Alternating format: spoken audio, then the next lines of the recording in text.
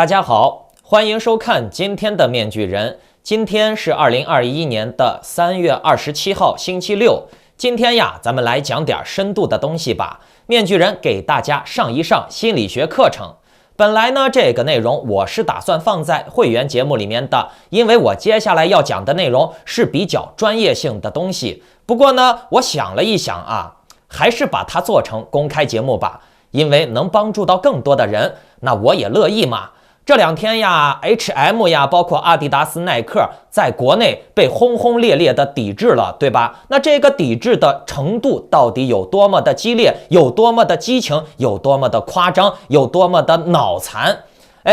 面具人，我口说无凭。这样吧，大家先看一下这些视频吧。咱们看完这个视频，就在今天的节目里面由浅入深的、多点开放的来讲一下中国人现在的一些思想状态，以及面具人，我想在今天的节目中讲一讲中国人为何成为这样的。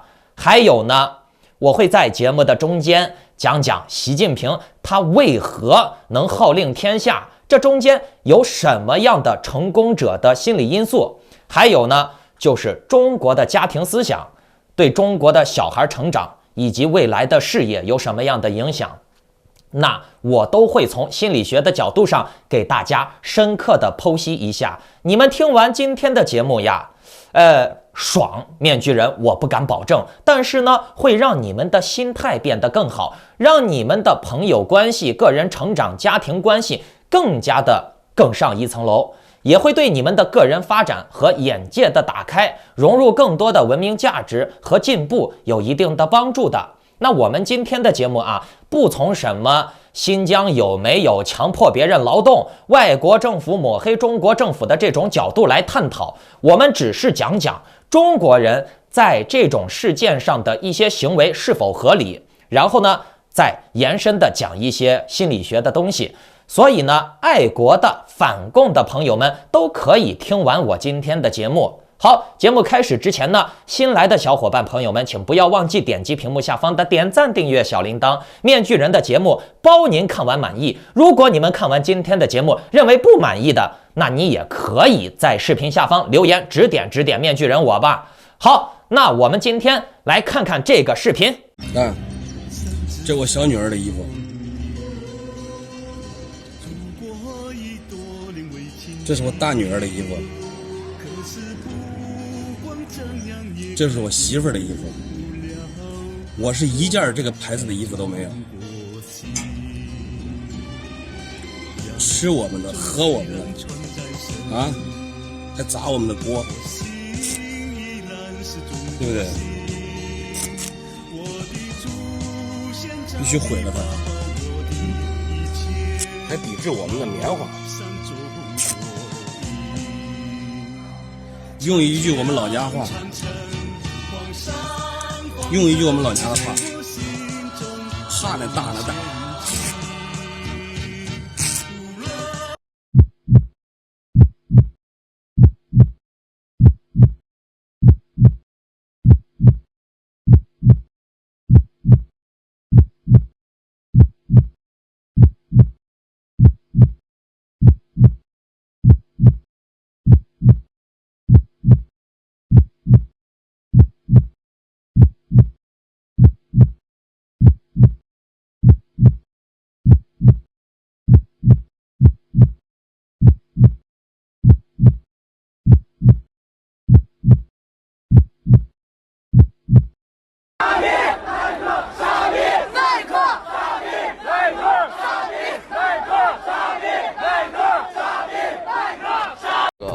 抵制他们一下，然后让他们有一种，知道中国不好惹。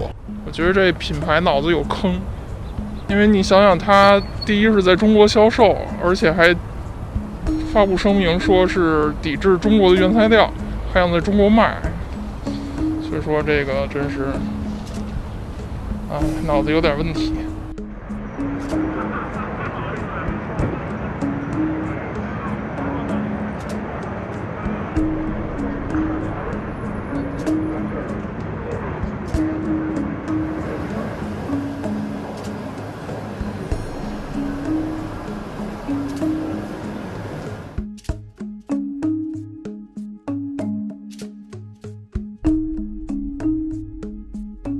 如果说就是对于这些品牌就有任何的，就是对我们祖国或者是不好的言论，我对这样的品牌一般都会自觉抵制。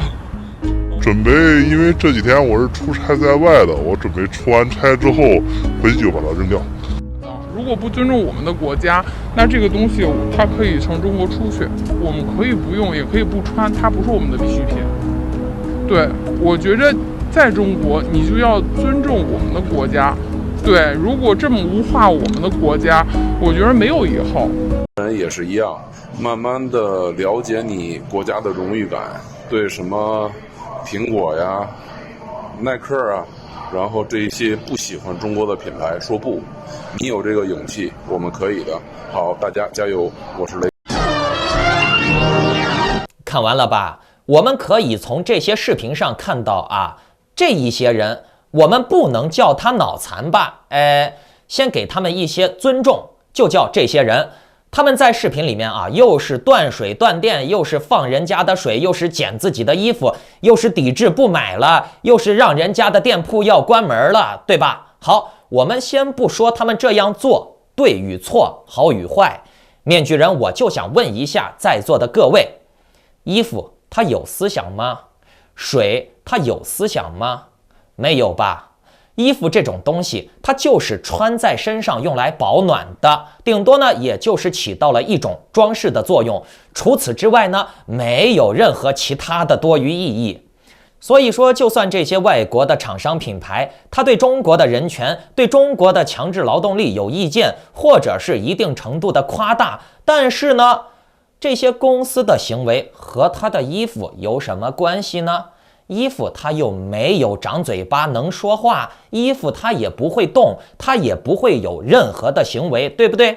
对于衣服来说，我们只是穿它用它，可以不买，但是呢，你没必要把它烧了。如果说你是因为这个衣服的品牌而去把这个衣服的实用性呀、保暖性给它烧了减了，那这是一种非常糟蹋、非常愚蠢的举动，也是一种非常野蛮无知的举动。咱们可以这样想啊，一条狗，你给它穿衣服，它会咬你，它会认为这个衣服对它有害。那咱们是人呀，对不对？这个衣服本身它是无害的，这个公司它对中国的人权的批评和衣服的本身是两件事儿，是不一样的，而且呢，也是两种行为。别人的公司批评你，你也可以批评他，这才是对等的模式。别人的公司并没有去烧你的衣服，但是呢，你却因为别人的公司批评了共产党，然后呢，你自己还把自己要穿的衣服给烧掉了。哎呀，你说这好好的衣服烧掉了多可惜呀！而且呢，这衣服也是拿钱买的，现在中国赚钱不容易，对不对？而且呀，用别人的错误来惩罚自己，没有任何意义嘛？你说这种行为愚蠢不愚蠢？而且别的公司就算是抵制你了，这是他们自己的行为，他们自己有权衡利弊，他们吃亏，他们不想赚钱，那是他们的事儿。聪明人应该懂得如何套利，谁有钱谁是大爷嘛，对不对？啊，你占人家便宜，你把他的衣服拿了就拿了，对不对？他不想赚钱，他傻，懂了不？而且呢，这个事儿中间呢，还有个大秘密呢，我在节目中间会给你们揭露出来的。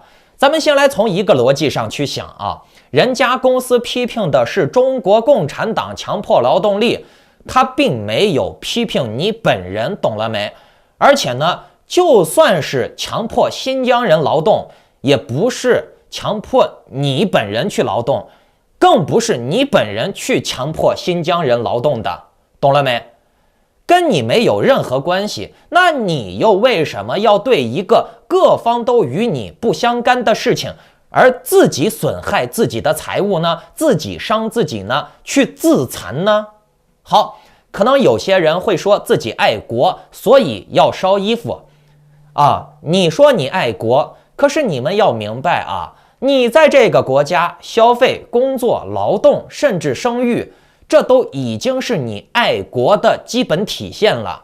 你给这个国家贡献商品，贡献消费力，贡献人口，贡献你的劳动力，贡献了你的青春，国家已经从你这里受益了非常大了。然后呢，你还要为一个根本与你不相干的事儿去自残，那你觉得这样做合适不？如果你真觉得这个衣服的品牌看着难受，你可以把这个 logo 给去掉，或者是弄个什么补丁呀，找个其他的花纹给缝住，对不对？如果你实在是觉得哎呀，穿这种品牌的衣服糟心难受，那你也不能把它烧了剪了呀，多可惜的呀。咱们退一步想啊，大家还记得那个吴花燕、抹茶呀、冰花男孩呀，这些人多可怜的，饭都吃不起，衣服也舍不得买。你看那个冰花男孩，可怜的冷的连个帽子都没有，那雪都能把头发盖住当个帽子了，对不对？你真觉得啊，这个衣服你不喜欢了，不想穿了，你可以把这些衣服打包捐给那些贫困山区的人。买不起衣服买不起鞋子的孩子多可怜呀，你不喜欢，那你也不能糟蹋嘛，对不对？你不喜欢这些衣服鞋子，你也不能否认它的实用性呀，对不对？你用不上，别人那些可怜人用得上，你可以去帮助别人嘛，至少能用这些东西去帮助到需要的人，对不对？你没事拿个死东西撒气儿，这衣服又不会说话，又不会抵制你，那这种野蛮无脑的行为，在任何有理性的人看来都是极其荒唐的。正是因为中国人的这些多余的自残行为、荒唐的行为，那这个社会才会出现有钱人或者脑残去糟蹋东西，可怜人呢却被活活饿死、冻死的惨状，对不对？那这些事情它都是大陆网站报道过的真实发生的事情吧？吴花燕可怜死了，抹茶可怜死了啊！抹茶这个事情可能有疑虑，但是大家心里面都认为抹茶是饿死的嘛，对不对？那面具人我就想说了啊，你们把不用的衣服捐给他们，他们是不是能把买衣服的钱省下来，多买2顿饭啊？那是不是有了好衣服穿，整个人的精神状态也会变好，就会更加有动力去工作呀、赚钱呀、学习呀，对不对？那你把这衣服剪了、烧了、扔了，这是什么行为？而且呢，你再想啊，就算你把这个衣服剪了、烧了、扔了，甚至是理性一点的去退货，那这些衣服呢，它一般呢都是退回到服装加工厂啊，把这个标牌拆了，把这个 logo 拆了，重新贴牌，重新销售，这个衣服它始终还是会在市场流通的，懂了没？面具人我就想说啊，哎呀，给大家一个观点，就是中国人这样做，什么抵制呀、剪衣服呀、烧衣服呀，伤不伤得到老外不知道，不确定。但是呢，可以明确的是，中国人这样做真的是会伤到自己的，会伤到整个中国人的生存环境的。为什么？你们看好啊，你们能买到什么阿迪达斯、H&M 的商品，它既然是已经到了中国了，到了你的手里了，专业的话术叫做离岸商品，那这些商品就已经是结过账的，都是由中国的老板、代理商、承包商、零售商来买单花钱的。也就是说啊，你打砸阿迪的网点，你烧这些 H&M 的衣服，或者是你烧自己的衣服，伤的都是中国人自己。这些店铺倒闭了以后呢，又会有很多运输商、司机、零售商、服务员、经销商、清洁工、缝纫工等等各种各样的人员会因为这种抵制而失业。那这些人失了业了以后呢，是不是就变成了社会的负担？是不是就会影响整体人民的生活环境？很多人会说那我们可以支持国产货呀，内循环呀，对不对？行，咱们顺着这个逻辑往下想啊，支持国产。可是呢，这些海外企业啊，它很多都是在中国加工了以后出口外贸的，等于说中国的劳动力就业也沾了一点这些国际大牌的市场的光。所以说呢，外国的这些品牌在中国下订单，下完了订单以后，它并不是全部都卖给你中共，卖给你中国人的，它有些货呢，它也是卖给欧美的，卖给东南亚的，卖给北约的，懂了没？中国人赚的是这个劳动力呀、就业单位的钱啊，等于说是沾了点光。所以说生意是互利的。那中国如果可以仅仅靠内循环自给自足，它就不需要搞什么全球化、搞贸易了，对吧？刚才为什么我说啊，抵制这些企业会对中国人自己造成伤害呢？你听我接下来给你讲啊。事实上啊，我们可以看到那些所谓搞内循环的封闭的国家、自给自足的国家都过得很差，证明自给自足封闭闭关锁国这些事情是很难实现的。朝鲜实现了吗？古巴、非洲实现了吗？就这样，他们多多少少还是依赖外贸的。如果说共产党，听好了啊，我接下来说的是重点啊。如果说共产党拥有这些国际大牌的海外市场，它能够承接这么大的销量和订单，那它共产党把这些外资企业抵制了，还可以行得通。可是共产党它只是一个国家，这些企业是来自于世界各地的各个国家的品牌，你一个国家再怎么样也是无法和全世界的国家匹敌的，对不对？你一个国家是不可能占领全球的市场的，但是呢，这些零零散散的各个国家，他们组成起来就是全球市场本身，懂了没？所以说党带这种风向让你抵制呀什么的它只是象征意义更大一些。共产党算账算得比底层的这些无脑儿要精细得多。共产党之所以要带这种风向号召大家抵制，无非就是想增加一些对外资企业的谈判筹码，测试一下外资企业的这个资本良心底线和他们的韧性。可是呢，这种政治层面的或者是高端的商业行为，底层的无脑儿他怎么能理解呢？他也没有这个机会步入这种门槛，他也没有这个视野。你记住了这个话，他没有这个视野。我会在节目的后半段仔细讲一讲孩子的视野对孩子的成长有多么的重要。你们看底层的这些无脑儿他怎么抵制，怎么烧，怎么示威，怎么退货怎么砸，伤的都是自己。共产党是不会受损的，外资企业也是不会受损的，因为他们之间有巨大的利益。你们这些底层的无脑儿何德何能可以匹敌人家之间的几十亿、几百亿、几千亿的贸易呢？你们能当个筹码都已经不错了。给大家念一组数据中共中央委员移民欧美的，包括他们的子女，占比有 91%， 候补的中共中央委员移民到欧美的占比有 85%， 中共部籍子女亲属中持有海外绿卡占有的比例是 91%， 中共地市级以上的领导其配偶子女在国外居住或者入籍者高达344290人，包括最近在带节奏的杨洁篪、华春莹、耿爽，他们的孩子都在美国呀，买的是几百万美刀的房子享受着西方的民主自由、好食品、好空气，却让你们在国内吃地沟油、爱国、自残、烧自己的衣服。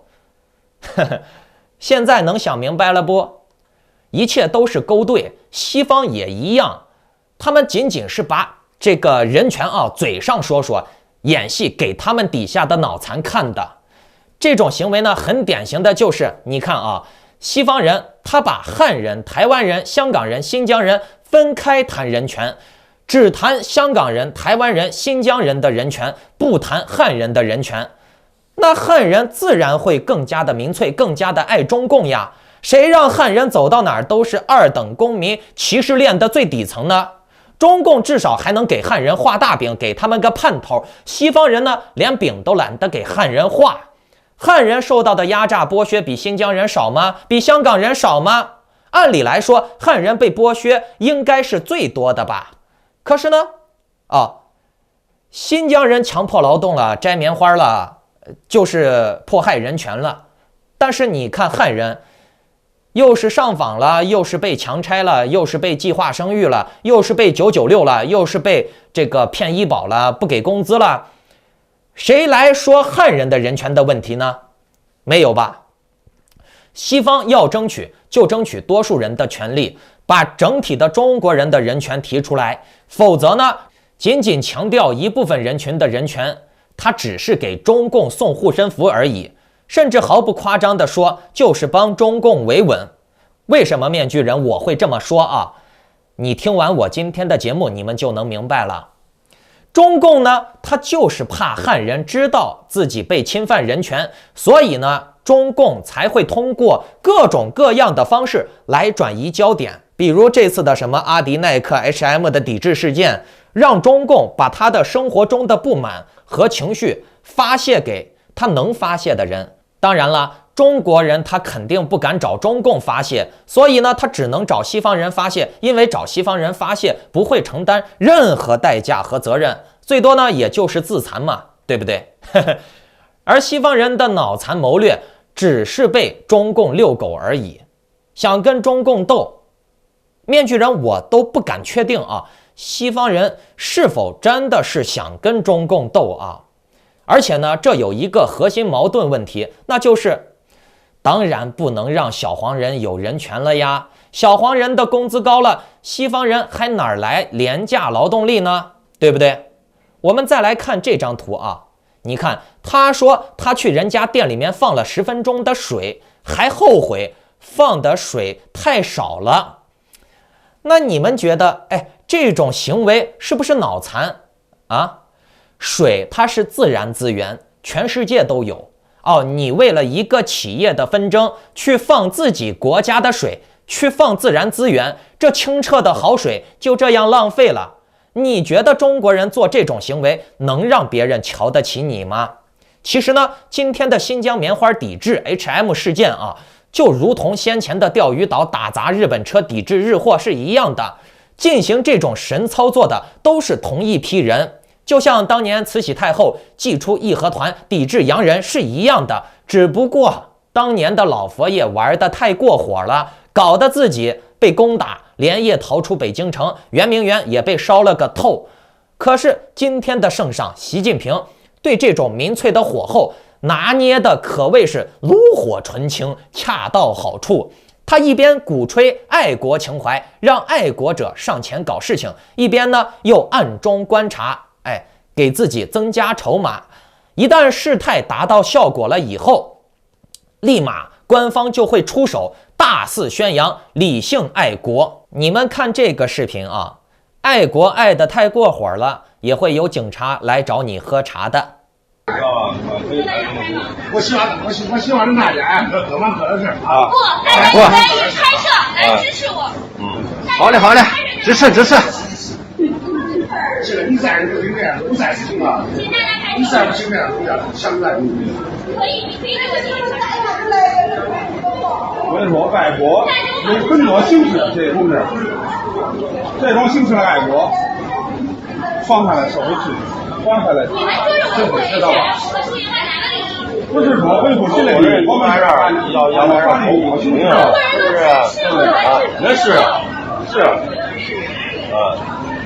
你这种爱国，如果其他政府这个是我爱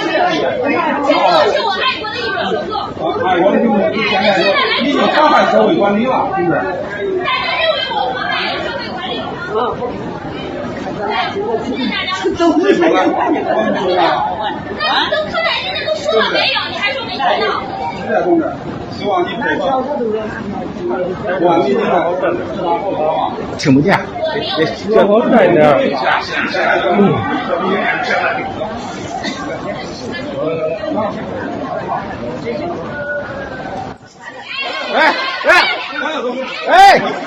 台长公安的工具手了啊！看看中央万达的公安啊！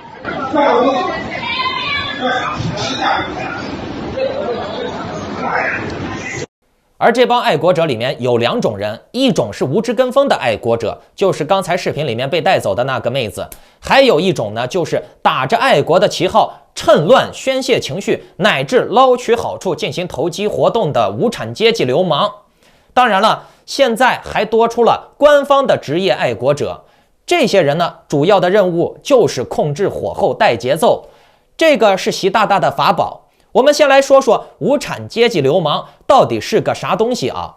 简单的来说呢，就是好吃懒做，不务正业，没事调戏一下寡妇，抢小孩的钱，最痛恨社会，成天对社会不满，天天等着天上掉馅饼，一看见动乱就高兴的屁颠屁颠的，赶紧跟着打砸抢烧。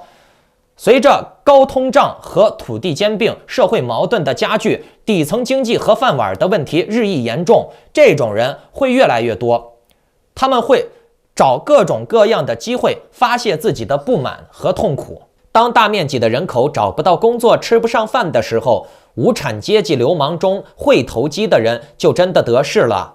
对于无产阶级流氓来说，他们盼望着这一天的到来，届时呢，新的英雄将会从流氓无产者中产生，如同我们伟大的毛主席同志。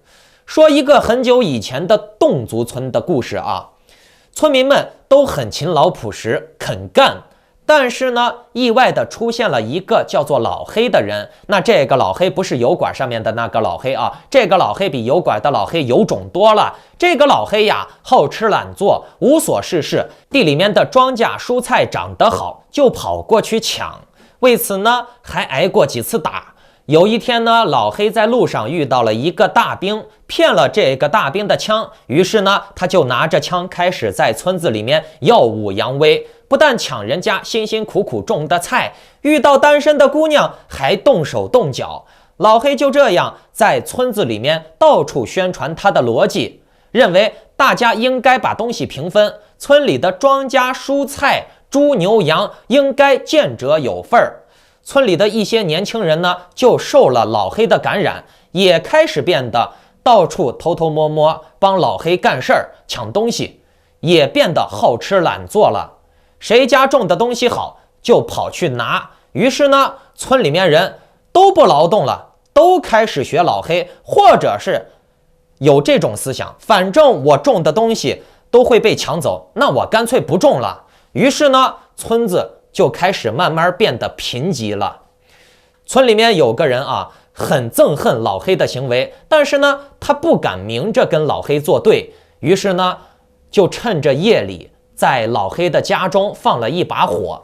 因为侗族人住的房子都是杉木的，一旦家里面着火，很有可能会烧遍整个全村，全村遭殃。那把火呢，就这样烧着了整个村子，连青石板都烧裂了。老黑和整个村子就这样成为了灰烬中的传说。大家再想一个问题啊，那就是为什么历史上的农民起义军领袖一旦得势了以后，就会变得比原来的统治阶级还要残暴呢？像黄巢、张献忠、李自成、洪秀全等等，农民阶级因为没饭吃，他们就拿起武器造反了。可是呢，造了反以后怎么办？对不起，从来没有想过。国家治理到底是怎么回事？对不起，一概不懂。比如陈胜，他刚占了一块地盘，就不知道姓什么了，老子天下第一。就像中国的那些土豪暴发户、农村拆迁户，他们暴富了以后，就想拼命的享受，而不管任何的科学发展，也不管别人的死活。自己的属下和革命战友在自己眼中就是一坨屎，是享受自己炫耀的工具。那就更别说老百姓了，对不对？这武装还没胜利呢，就生怕别人夺权，大搞内部政治斗争。吴广挂掉，最高兴的就是陈胜，太平天国表现得更是淋漓尽致。所以呢，这些底层暴民，他们造反革命，轰轰烈烈的来，也轰轰烈烈的去，最终给他人做嫁衣，成就真命天子，最后称王的人。你们看啊，古代能够夺得天下的基本都是贵族阶层，有野心、有理想、有知识。最典型的就是李世民、刘邦。汉高祖刘邦，他同样不是单纯的底层流氓无产者。虽然说刘邦有个外号叫做流氓，可是呢，他幸运地娶了吕雉这种官僚书香世家子弟，一跃成为了贵族的一员。所以呢，刘邦你看他武力不如项羽，却始终把项羽玩弄在股掌中。古代能够夺取天下的基本都是贵族阶层，历史上只有朱元璋这个个例，他是唯一一个底层造反最终称皇的人。这也是为什么毛泽东要推崇朱元璋的原因，毛泽东非常痴迷朱元璋的原因。朱元璋是个军事天才和政治天才，他虽然出身底层，但是朱元璋非常好学。在称王之前，朱元璋非常的谦虚，这一点是底层的中国人几乎都不具备的品质。底层的中国人几乎人人都觉得自己是奴隶主，自己牛逼，别人傻叉。正是因为朱元璋好学，懂得治国之道，有做皇帝的野心，也有理性，也懂得当皇帝需要知识，所以呢，朱元璋很清楚，靠君平父等贵贱是不能做天下的，他就是要搞什么斗争，搞什么阶级统治。朱元璋的人生际遇不像黄巢张献忠和李自成，他有点像刘邦，但又有很大的区别。朱元璋本是一个到处要饭吃的光棍屌丝，但是呢，他跟中国的这种底层屌丝不一样，他非常的喜欢思考，见世面，交朋友，并且呢，找到了自己的宗教信仰，并且利用了这个宗教信仰，那就是当时的明教，也叫做摩尼教、白莲教。等于说，朱元璋思想、政治、人脉、宗教、军事都具备了。朱元璋走投无路，投奔起义军的时候，娶了起义军亳州大帅郭子兴的义女当老婆，就是那个著名的马皇后。郭子兴并不是一个农民，郭子兴是一个大地主，所以呢，朱元璋加入的这个新家族，他的思想是完全不同于一个扛着扁担造反的农民阶级，他是地主阶级在造反。这种机会呢，让朱元璋的眼界升华了。郭子兴作为农民起义军的统帅，却在逛街的路上被其他的农民军兄弟给绑架了。大概是因为其他的农民对地主阶级比较仇恨，刚好呢，那这个郭子兴就是地主嘛，那这些农民起义的人认为郭子兴不能够代表他们。可是呢，走运的是，郭子兴最终被朱元璋给救了出来。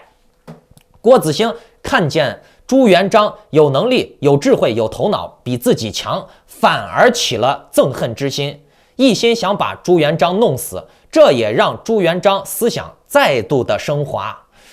朱元璋在丰富的人生经历中，看到了农民起义领袖们的鼠目寸光、狠毒。他明白了，想要成大事，必须要有远大的理想和抱负，而且呢，还要抛弃掉个人过多的情绪。而这些精神呢，都是黄巢、张献忠、李自成、洪秀全没有的。朱元璋与那些个农民军领袖最大的不同在于，他好学，他熟读历史，他喜欢交朋友。表面上给人看的是很谦虚的一种状态。称王之前的朱元璋是非常谦虚的，因此呢，朱元璋他把汉高祖刘邦作为榜样。刘邦在称王之前也是一个非常好打交道的人。那朱元璋的目标呢，是建立一个基业长青的强大统一的国家，就是中国人的这种大一统思想嘛。朱元璋他很能明白，利用大一统思想能稳固底层，所以呢，朱元璋他就懂得，无论是得到天下还是治理天下，他必须要有能力的人来辅佐啊，至少表面上他也要对别人表现出谦虚的状态，否则呢，他分分钟会被推翻，遭人妒忌。那妒贤嫉能的人呢，也只能被历史的车轮给碾碎。朱元璋爱读《资治通鉴》啊，伟大的毛太阳也更是把《资治通鉴》通读了17遍。那这本书呢，是专门写给皇帝看的书。那《资治通鉴》呢，讲的就是利用无产阶级流氓的属性得天下，并且稳坐天下。那这种精神呢，可以说啊，中国人把它发扬的是完美中的完美。但是呢，中国历史上啊，底层造反成功的也只有朱元璋和毛太阳，对不对？现在你们应该能知道为啥毛泽东这么痴迷朱元璋的人生轨迹了不？人生经历真的很重要，见识过强者的人和自我意淫的人，他们真的是天差地别的。为什么面具人我要提倡教育孩子的时候，不要过早的给孩子定型，让他在一种固定的环境下成长？其实对孩子发展最好的方式就是让他多接触新鲜的东西。作为父母的要多观察，少干涉，只要孩子不干坏事，就尽量的让他大开眼界。在不同的人与事物之间，孩子就会产生自己独特的理解和整合能力。在这个时候，父母再给予一定的正向引导，那这种孩子他长大以后，他的见识和才能、思辨能力绝对是固有环境中长大的孩子无法比拟的。朱元璋和老毛他们都是从底层到贵族游走了一遍，各个阶级的人物都有见识过，对底层和贵族的特性把握得很到位。所以呢，怎么样对付贵族，怎么样对付底层，自然是得心应手。其实呀，习近平也是一样的，出身贵族，但是呢，习近平倒霉赶上文革了，就被打到了底层，去了家边沟、梁家河，对不对？而那个年代的底层是穷凶极恶的，非常有代表性的。而文革时期的共产党贵族之间的斗争也是异常激烈的。那习近平他本身就是贵族的血脉出身，那这种血脉就推着他始终会和贵族有接触。同时呢，习近平又生活在底层，经常和底层接触，最终呢，他融会贯通了底层的优点、贵族的优点，怎么治贵族，怎么治底层，他都有他自己的一套办法。那如此以来，才锻炼出来这样的集大成者。所以呢，当今的权贵，你别说习近平了，就是小地方权贵啊，他也是懂得无产阶级流氓底层的所有德性。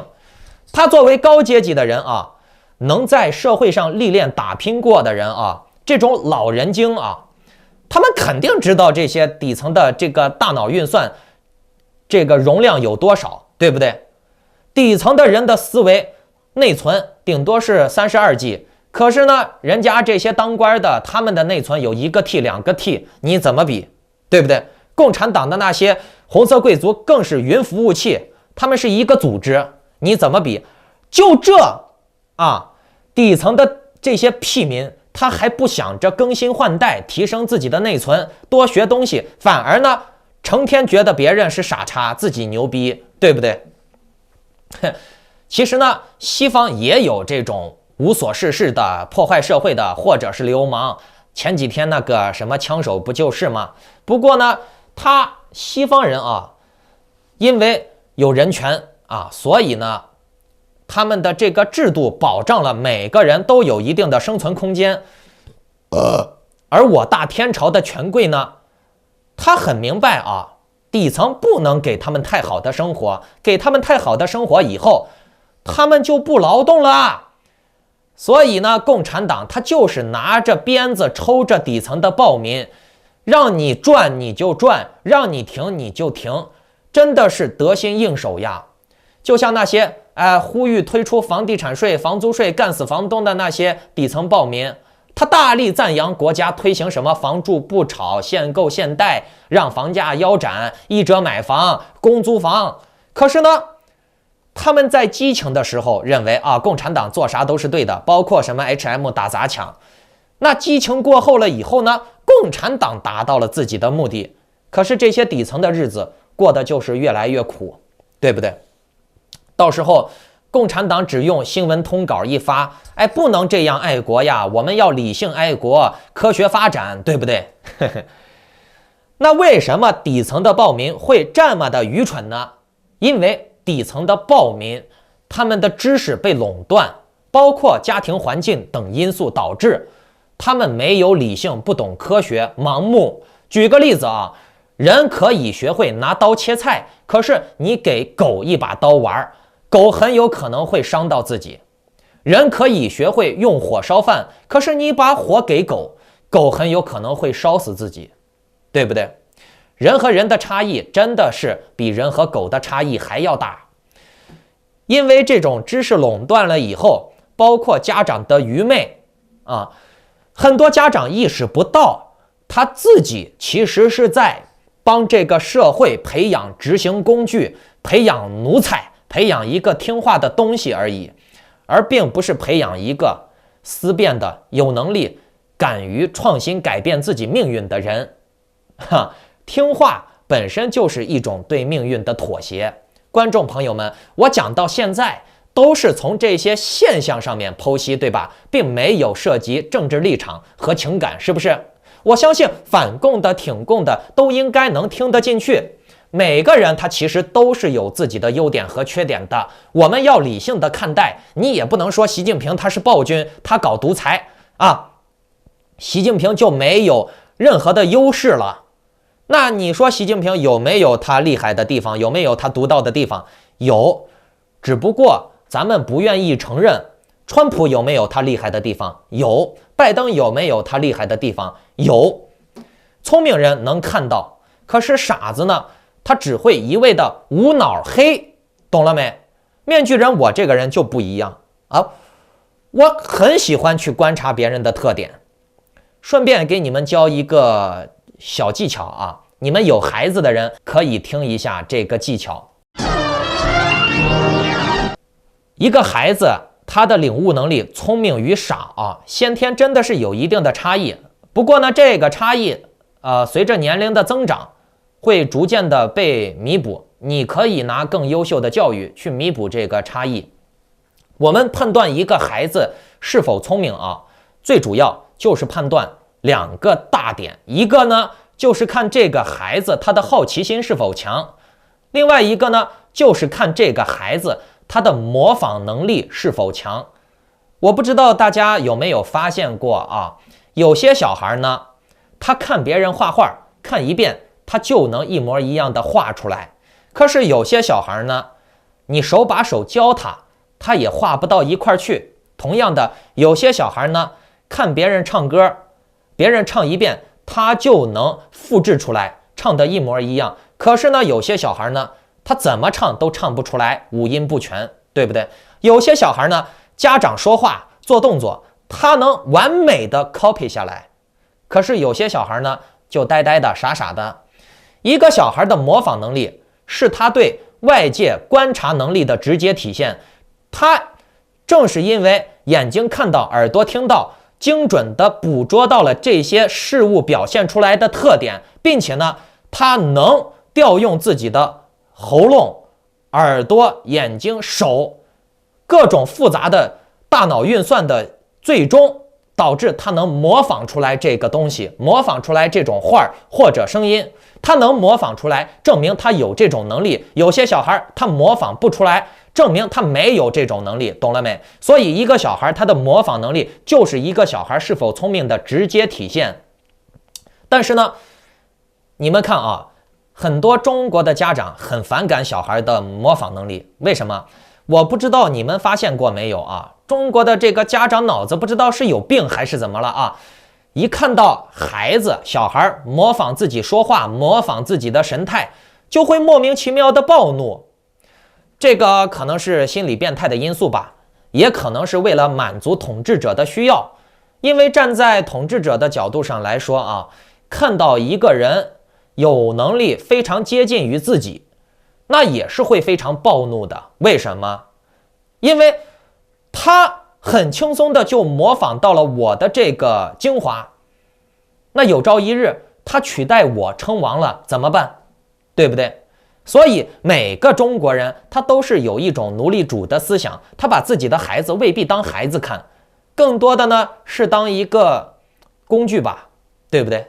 如果你真的是想让你的孩子强，你的孩子领悟能力强，那你应该高兴呀，对不对？我们在生活中应该多观察，否则呢，你看啊，就像那些脑残一样，激情一上来，又是像那些海外的川粉一样，天天嘴上神魔大战、鬼神之类的啊，请神呀、拜佛呀、川普连任呀，最后呢，打自己的脸，让自己判断错误了政治动态啊，甚至走错了路。又或者是像国内的战狼，烧自己的衣服、自残、剪自己的衣服，那这些其实都是很弱智的行为，对吧？跟事情的合理性的发展，跟事情的本身并没有什么关系。可是呢，中国人就是喜欢这么做。华人普遍面临的状态就是智商被垄断，有太多的人不想底层变聪明，不想让他们提高智商，而华人本身他自己的道德感也不够，很难做到君子之交，所以呢，就造成了大家互相防备，互相帮不如互相坑。那这样就会导致每个人都没有安全感。从心理学上来说啊，当人缺乏安全感的时候，他就会想要找一个群体依靠。社会心理学家 John Dory 说过，人群与个体一样具备心理独特性。那这也就是说，人在处于人群之中和独自冷静时候的心理状态是完全不一样的。在20世纪80年代，人群心理学开始应用于处理骚乱、政治、战争。当时美国最经典的社会心理学实践就是火星人入侵事件。当时美国政府运用一些假镜头，把这些镜头通过电视，让整个事件把美国人置于恐惧之中，让美国人觉得啊，火星人要来打地球了。所以呢，那个时候的美国人异常的团结。那这种手法被中共学会了以后呢，运用起来更是得心应手。就像这次的什么 HM 呀，天天都是美帝国亡我之心不死呀，台湾人要杀光中国人呀，日本人要杀光中国人呀，让中国人始终处于一种斗争状态，被灭族的边缘的状态啊。那在这种突发的威胁事件中呢，人群的集体特征就会显现。面临外敌危险的时候，内部才会团结。给大家引入一个概念，叫做集体自恋。其实自恋是一种保护本能，自恋本身没有错，人是需要自恋才能有积极的心态。人的自恋的程度往往和心理压抑的程度成正比，越是生活郁闷的，越是需要自恋来给自己打气，给自己生存动力。集体自恋也是一样的，它是指人表现出对自己的内团体，不论是犯罪团伙、宗教还是国家的优越性的夸大看法，但是呢，心底里却怀疑自己团体的声望和实力，因此呢，他就需要通过一些夸张的行为得到他人的认同，也要得到这个群体的认同，因为这个脆弱者他要依靠这个群体，那这个脆弱者也希望这个群体更加的牛逼，对不对？而脆弱者往往会主动形成群体，那群体之中的每个个体又会互相参照，一种行为呢，在群体中就会很容易的被赋予某种意义，比如安全感、发泄感。只有更多的人做了某种奇怪的举动了以后，才会更加的有安全感。这就是为什么很荒谬的事情在某种极端的弱者的群体里面会很容易的流传开。比方说什么那些川粉眼中的蜥蜴人呀，那个阴谋政府呀，这个复制人呀，这个地下吃人世界呀，这些很荒谬的无法印证的言论，就很容易让这些生活在底层的被欺骗的本身就是可怜人的川粉啊，他们一直被欺骗，他们一直被骗捐，他们难道不是可怜人吗？但是呢，他们就是容易被这种东西牵着走，和中国的这些底层是一样的。中国的底层天天996加班，可是呢，中国的底层他一听到什么犯我中华者那我必须要虽远必诛，对不对？因为大家这么做了以后，才能互相给自己打气给自己自恋感，才会让整个群体更加的有安全感。可是呢，这些弱者啊，他们往往被密密麻麻的人群包围了以后，挡住了自己的视野，于是呢，很显然的，他们就不能看到更多的东西，他们的视野就会更加的窄啊。所以面具人，我为什么说人呀要经常换圈子，增加自己的视野，多看看那些成功的人，也要多看看那些失败的人啊。成功的人为何成功，失败的人为何失败，而你为何是一个垃圾，对不对？其实大家仅仅是找同温层，互相抱团取暖，那你只会越来越差。就相当于你和下棋大师下棋，你的棋会越下越好，你和那不会下棋的人下棋，你越下越差，对不对？你们自己对一个小圈子互相洗脑，那你们的视野只能平视习近平也说了，让你们平视但是你们看不到头上的那些高高在上的贵族是如何把你们这些傻叉圈养在一块儿，把你们玩弄在股掌之间的。对于中国人来说他们更沉迷于集体发泄自己的仇恨，在集体中互相发泄。如果说你没有办法解决痛苦的源头，那么缓解自己痛苦的方法就是让别人更加痛苦。很显然，中国的底层暴民，他们的智商不足以让别人痛苦，那他们就只能让自己人痛苦，比如自己的老婆、孩子、父母。不知道你们听到这儿有没有什么感触？来看下方的留言区，有感触的请留言打1，没感触的请留言打2。还有呢，不要忘记点赞、订阅、小铃铛哦。对，还有转发，让我们帮助更多的人一起提高智商。拜拜。